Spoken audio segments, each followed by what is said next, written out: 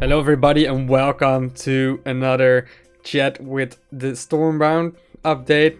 Obviously this is gonna be a review of the update of 12/2020.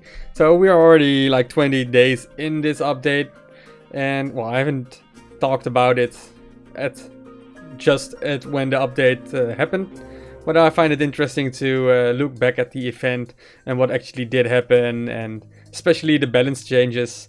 Is there something that still is missing? What happened? Do we see the changes in the current meta, at least in the meta I'm playing, and that's the Diamond and the Platinum one. So let's scroll a little bit lower. So the balance changes. Basically, they nerfed a couple of cards. Stoic Protectors has seen a buff in strength. To be honest, I haven't seen any Stoic Protectors in the last 20 days. Obviously, the meta is a bit slower to adapt in the higher leagues, but I don't expect anybody to start using this card.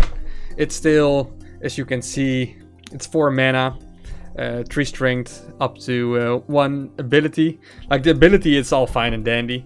I think nobody is complaining about that side. I think it's just the mana. The mana is just too much for the strength you get. If this is a card that doesn't trigger its ability, you don't get any front. You just get a slow, weak unit on the board. And that's the whole problem. Like, there are plenty of targets, but there isn't always a target you can hit with this. So, well, that makes it a bit more difficult. And as alternative, we've seen a lot of Winter Pact using Icicle Burst, Frost Hexers, and Moment's Peace. Those combos work really well, and seeing the silence ability there work without triggering in the ability, it's amazing. So, yeah, I'm not sure. I do think if we want to see more Stoic Protectors, give it movement or something, but then it might kill the unit that it's silencing. But it might also be good, right? Because you can already hit it. For example, if you want to weaken, soften up Harry Chestnuts, you can just play this dude in front of Harry Chestnuts, and Stoic Protectors already gives it a beating while not even triggering its ability, and for the future as well. So that might something to do. Otherwise, give it just more base stats, or go the whole different way around. Like, Icicle Burst works really well since it's just 1 mana. Make Stoic Protectors also a 2 mana card, maybe a 3 mana card, and make it just really weak with strength. But then the mana investment isn't really that high, and they can easily counter the stronger cards with a cheap card. So those are some of my suggestions or my thoughts about it. Haven't really thought about all the recursions that might happen. Alright, next one, Archdruid Aaron. Well, this one is a really big changer. Like, Spellwinter was out of control decks with Gift of the Wise. Using this one, well, that's totally blew over. Obviously, we see still Archdruid Aaron decks in Winter Spell, but now they are only focusing on Moment's Peace, Blessed with Bronze, Needle Blast, and Bladestorm. And obviously those decks are still running Gift of the Wise, because you still have your beasts of high cost units like all of the Hammer. But, well, in my experience with my win rates, it's become so much lower. And that's a good thing, because having a win rate of 90, 80% or whatever is just insane. Now there is a lot more room for aggro decks, or just decks that has a lot of big units. For example, Ironclad can push out multiple 15 strength units on the board. Well, good luck dealing with that with an Archdruid Aaron deck consistently. And also Rush decks, example for Swarm, that has seen a lot of Reckless Rush variants. So, well, those can just kill me just in turn, just in the right moment before I go off with Archdruid Aaron. And also the whole cycling with Spellwinter has become way more different. So I really enjoy adapting to it. So, well, 10 out of 10 stars for the Archdruid Aaron change. It's an amazing small nuance that helps the meta a lot. Well done. Void Surgers. Well, I was always a big hater on the surrounding 2. and I was a bit skeptic with the surrounding tree, but for sure this has been amazing. Like, this card is just flourishing in the late game where everybody has a gazillion mana, and you can still use this on the lower parts or the lower mana parts of the match, where you try not to kill your opponent's units and then to bait them out, but then smart people already recountering your baits. So there's a lot more mastery and trickery going on, and tactical decisions are being made all the time since it's become 3 surrounding enemies.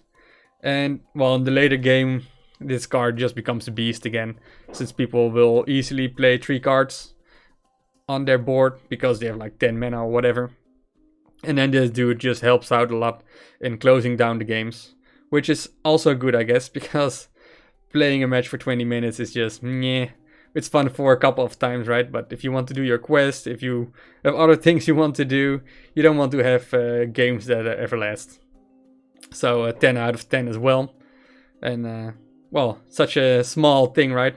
Just putting it for 2 to 3. Great. Last thing remains. I still enjoy it that this has been buffed at lower ranks, or lower levels, I need to say. But I have no clue. On Diamond and Platinum, no one uses this. Also, by the way, the Void Surgers, it was an auto include in 99% of the decks. I think I see it right now 30%, maybe even less. And I think people should rethink it, because this card is really strong. But I'm really happy it isn't an auto include anymore. But anyway, last thing remains, I don't see it. Maybe on the lower leagues. Might have an argument in buffing its strength as well on the later leagues. Who knows? Just saying. That might be fun. Otherwise, no clue what to do with after attacking move forward. Adding, changing its ability. All makes it a bit more awkward.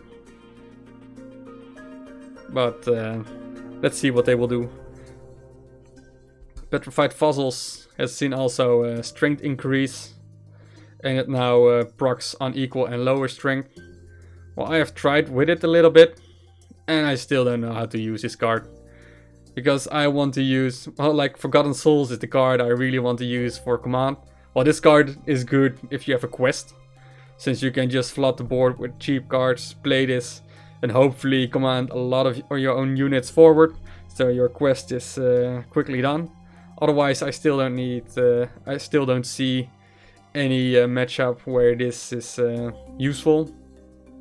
So I think, well, this is just improving its ability. Perhaps its ability is the problem. So maybe that is something good to see. Something good to do with the card.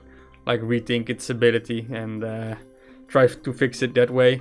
Because otherwise I only see this card getting like a lot of good stats. So it basically becomes a power creeped card of other cards. So people can start using it. That's the only reason I can see people using this card. With the way it's going with its buff. So far the balance changes. Well, daily checking calendar has been splendid. Just free rewards, right? Why not? And there's been quite a lot, if you can see already here. So try to do that on a daily basis. Well, the offerings as well. I'm not going into that. So that's it for now. So I hope you enjoy the review of the update of 12/2020. And hopefully you enjoyed it. If you have any remarks, suggestions, questions about the things I've said, and let me know in the comments below. And as always, like it, follow me on YouTube, Twitch, join my Discord server, and I hope to see you around. Cheers, mates. Howdy.